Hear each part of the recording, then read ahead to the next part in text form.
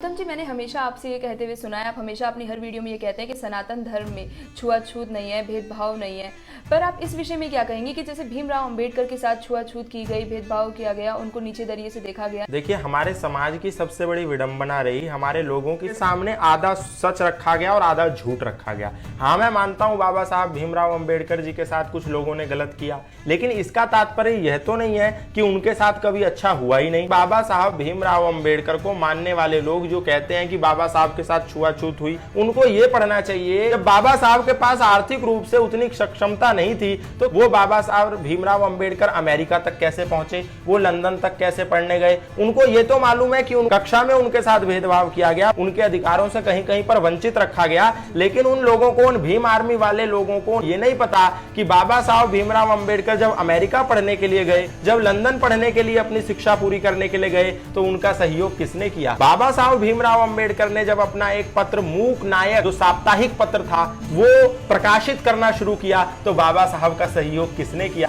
तो आपको जानकर के आश्चर्य होगा कि बाबा साहब भीमराव अंबेडकर का सहयोग किया पंडित आत्माराम जी अमृतसरी ने, सहयोग किया आर्य नरेश सयाजी राव ने, राजऋषि छत्रपति शाहू जी महाराज ने। तो ये आप कैसे कहते हैं कि बाबा साहब के साथ अगर छुआछूत कहीं हुई, कहीं पर भी किसी भी प्रकार का अत्याचार हुआ, तो वो सनातन धर्म में उसका विधान था। सनातन धर्म में विधान नहीं था, वो लोगों ने अपने मन से उनके साथ किया। आज भी करते हैं तो अपने मन से करते हैं, सनातन इसकी कहीं भी आज्ञा नहीं देता। समाज में हर प्रकार के लोग होते हैं, आप देखेंगे। जरूरी है कि क्या दलितों के साथ ही अत्याचार होता है? क्या कहीं ब्राह्मणों के साथ अत्याचार नहीं होता? क्या कहीं क्षत्रियों के साथ अत्याचार नहीं होता? कहीं वैश्यों के साथ अत्याचार नहीं होता? समाज में किसी भी व्यक्ति के साथ अत्याचार हो सकता है। बाबा साहब भीमराव अंबेडकर के साथ एक वर्ग ने किया, लेकिन उसी बाबा साहब भीमराव अंबेडकर को पंडित आत्माराम जी अमृतसरी ने सहयोग भी किया, उनका जो कर्ज था वो माफ भी करवाया। तो हम ये कैसे भूल जाते हैं? सिर्फ एक पक्ष को देख करके हम कहते हैं कि सनातन धर्म तो खराब है, हम तो नव बौद्ध बन गए हैं। तो ऐसा नहीं है। बाबा साहब को आप यदि पढ़ेंगे, बाबा साहब का जो वांग्मय है वो पढ़ेंगे, तो इन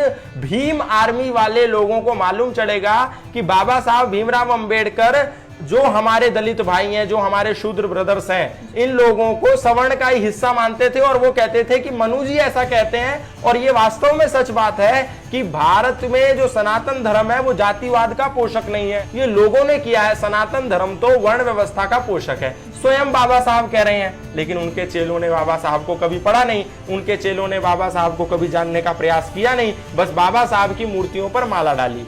बाबा साहब को यदि पढ़ते तो कभी भी वो ऐसा ना कहते कि बाबा साहब सनातन के शत्रु थे। आप ये बात कह रहे हैं, ठीक है, लेकिन बाबा साहब ने तो खुद ही मनुस्मृति को जला दिया था। फिर देखिए, बाबा साहब ने मनुस्मृति को जलाया, ये हम सब ने देखा, लेकिन उस जलाने के पीछे का एक जो फैक्ट था वो हम सब देखना भूल गए। वो क्या फैक्ट था? आज समाज में जितनी भी मनुस्मृतियां अलग अलग प्रकाशनों से, अलग अलग भाष्यकारों से हमारे बीच में उपलब्ध हैं, उसमें अधिकतम जो मनुस्मृति में श्लोक हैं वो है 2685 श्लोक।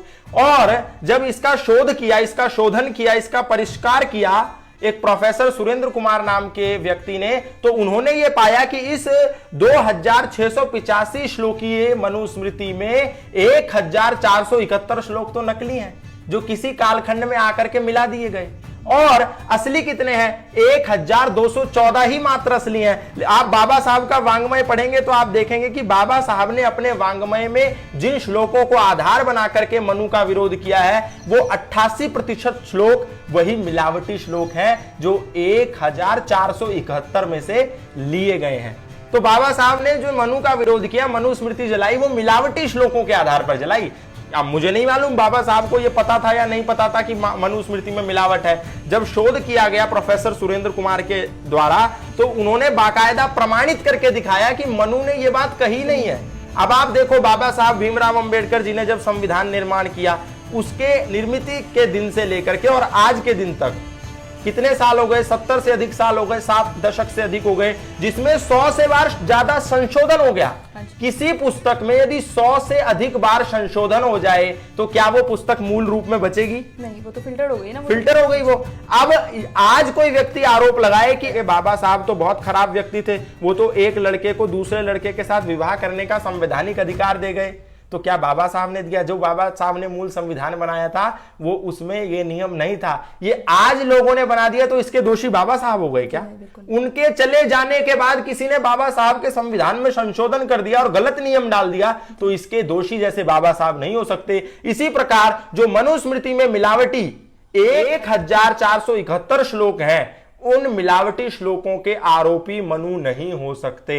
समाज के जिन लोगों ने मनुस्मृति में ठोक ठोक के मिलावट करी, इसके दोषी वो लोग हैं। मनु के विरोध से पहले मनु को पढ़ना, मनुस्मृति को समझना, तब मनु का विरोध करना। ऐसे मनु का विरोध करोगे तो हम तुम्हारी धज्जियां उधेड़ के रहेंगे।